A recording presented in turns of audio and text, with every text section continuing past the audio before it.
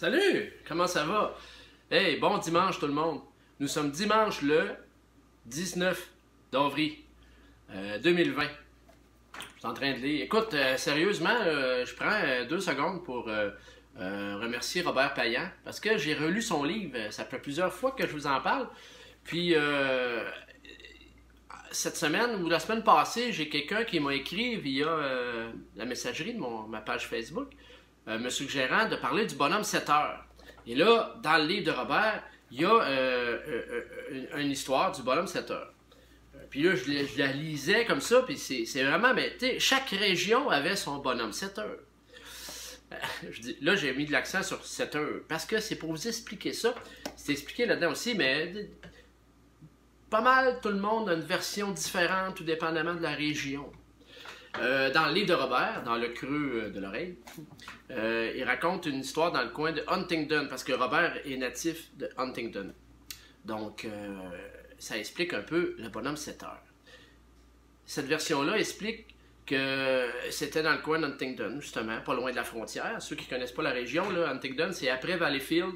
Et là, on s'en va vers les États-Unis, c'est près de la frontière, Franklin, tout ce coin-là, beau coin en passant. Si vous allez dans le coin, puis cet été, on peut aller voir les choses touristiques, là. Je vous dis, allez voir le marais à... Ben là, j'ai un blanc, je vais le dire, là. Il y a des marécages incroyables à visiter, pas loin de la frontière, donc à Dundas, oui. Donc, Dundee, Dundas. À Dundee, un petit village pas loin de la frontière, il y a des marécages. D'ailleurs, ça sera une de mes prochaines capsules. Je vous montrerai ce que j'avais tourné dans les marécages pour un film avec des légendes en lien, avec le marais. Je vous raconterai ça un moment donné. Alors, revenons au bonhomme 7 heures. Donc, dans une des versions, ça dit que c'était le père d'une famille qui s'était fait mal aux pieds, puis solide, là. Une entorse à la cheville, une fracture, name it, là, quelque chose qui fait mal, s'il vous plaît. Alors, pas loin, vu qu'il était pas loin de la frontière, on avait entendu parler de quelqu'un, un ramancheur. Un ramancheur, c'est celui qui ramanchait. Ça avait quelque chose de brisé, il ramanchait ça.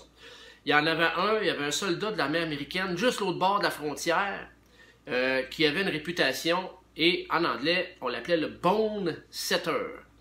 Un ramancheur, on appelait ça le bone setter. Il te settait des os, oui, c'est un os de cassé, il te replaçait ça. Donc, il avait une réputation. Alors, la mère envoie un de ses plus vieux, en cheval puis la carriole, traverser la frontière puis aller chercher le fameux bone setter, le ramancheur. Parce que le père avait mal sans bon sens. Alors, ça a été toute une aventure traverser la frontière. Dans ce temps-là, il n'y avait pas de pandémie là, qui bloquait la frontière, mais c'était toute une aventure, prendre un chemin, puis traverser, puis aller chercher ce bonhomme-là qu'on dit le bone setter. Et il a réussi à le retrouver, puis il a accepté le bonhomme, le bone setter, de venir avec le garçon pour soigner son père. Quand le fils il l'a vu, c'était pas un beau monsieur, c'était un grand galet, là, tout mince, là, puis il faisait peur, justement. Il avait pas une face... le genre de gars que tu veux pas rencontrer d'une ruelle tard le soir, mettons, là, tu sais. Puis même en plein jour, ça te donne une idée. Il faisait peur. Mais la mère avait dit, amène le bon 7 heures. Fait qu'il a amené le bon 7 heures. Fait que quand il est arrivé à la maison, justement, vers 7 heures, la mère a dit au petit, vous montez en haut, pour pas être dans les jambes du bon 7 heures, puis il va s'occuper de votre père. Fait que tous les enfants dans le grenier en haut, pendant que le ramancheur faisait sa job de ramancheur. Mais ça a l'air que quand le ramancheur fait sa job de ramancheur, ça fait mal. Le bonhomme, il hurlait, puis ça hurlait tellement fort, ça a l'air que tout le monde dans le village d'Huntingdon a entendu le bonhomme hurler. Par contre, ça a l'air qu'après, il filait bien. Le ramancheur, ça fait mal, mais quand il a fini de ramancher, ça a l'air que ça fait du bien. Les enfants, quand ils sont descendus, ont demandé à la mère qu'est-ce qui s'est passé, les cris, ça hurlait, ça nous faisait peur, il était en train de faire mourir notre père. Puis là, elle leur a dit que c'était le bonhomme 7 heures. Puis là, elle a dit à ses enfants, allez vous coucher, parce que sinon, je vais demander au bonne 7 heures, au bonne 7 heures. Elle a dit un peu bizarre avec le bonhomme 7 heures, de s'occuper de vous autres. Fait que les enfants ont eu peur. Il n'a pas hurlé comme le père avait hurlé, fait qu'ils sont allés se coucher tout de suite. Alors, c'est devenu une pratique pour les mères d'utiliser cette menace-là de faire peur aux enfants avec le bonhomme 7 heures. En fait, c'était le bon 7 heures, mais là, c'est devenu le bonhomme 7 heures parce que 7 heures du soir. Et ça a fait ça, le tour des cantons autour, puis de partout, le monde avait entendu parler de ça. Fait que les mères de famille d'autrefois, les pères aussi peut-être, mais c'était plus les mères qui géraient ça dans ce temps-là, étaient bien contentes. Ça leur donnait un argument intéressant pour mettre les enfants au lit. Hein? Les mettre bonheur au lit, fait que t'as la piste, tu veux en faire d'autres. Hein? Alors, le bonhomme 7 heures, ça a fait le tour. Par chez nous, moi, à Saint-Tite, je ne sais pas si mon père va se rappeler de ça. Ma mère n'a pas Internet, mais quand je vais pouvoir aller la voir, j'en parlerai. Là. En passant, ceux qui me connaissent, qui me demandaient des nouvelles de ma mère, parce qu'il y en a qui savaient que ma mère avait été à l'hôpital dernièrement, elle est de retour à sa résidence. Elle va bien, ça va très bien. Elle est confinée à sa résidence. C'est une petite résidence privée, c'est pas un CHSLD.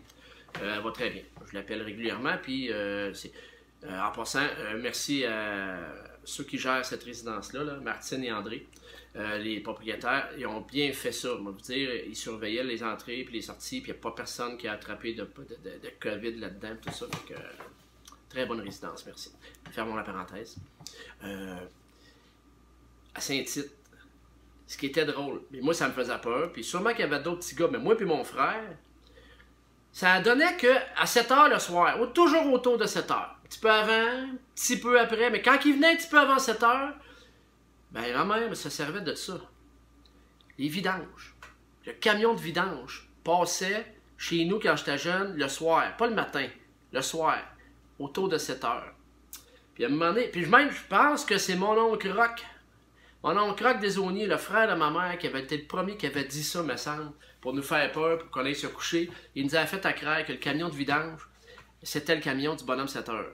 Fait que, je sais pas si tu le sais, mais dans la tête d'un petit gars de 4-5 ans, déjà que sa mère il avait fait peur avec le bonhomme 7 heures, quand tu apprends que le camion qui ramasse des affaires en avant, puis qui fait du bruit sans bon sens, c'est le camion du bonhomme 7 heures, tu vas te coucher.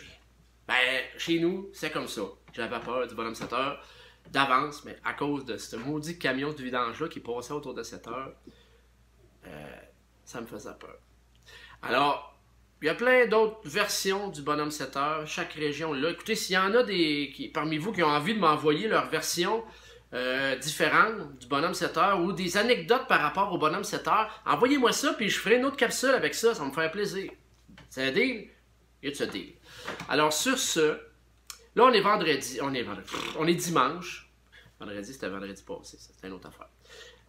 On en reparlera au prochain vendredi. Là, on est dimanche. Là, c'est la pandémie. Là, s'il vous plaît, les parents, slackez un peu sur le bonhomme 7 heures. On peut coucher nos enfants un peu plus tard. Là, ils peuvent dormir un peu plus tard le matin. Mais, gardez ça en poche. Quand la routine va recommencer, vous pouvez utiliser le bonhomme 7 heures pour endormir vos enfants s'ils ne connaissent pas l'existence. Quoique les enfants de nos jours, ça n'a pas peur comme aujourd'hui, comme nous autres dans le temps. Là. Non, écoute, ça n'a pas... difficile. Tu essaies de faire craindre un enfant, le bonhomme 7 heures, et qu'est-ce qu'il va faire? Il va le voir sur Internet, il va voir sur une histoire inventée, puis il n'aura pas peur. Fait qu'à moins de vivre en forêt, pas d'Internet, tu peux t'en servir. Mais en tout cas. Allez, sur ce, je vous souhaite un bon dimanche. Je vais la mettre plus tôt, ma capsule, aujourd'hui. Ouais, habituellement, c'est 7 heures, mais elle va être en ligne plus tôt. Fait que... un petit cadeau comme ça en ce dimanche. Hey, salut tout le monde. Bye.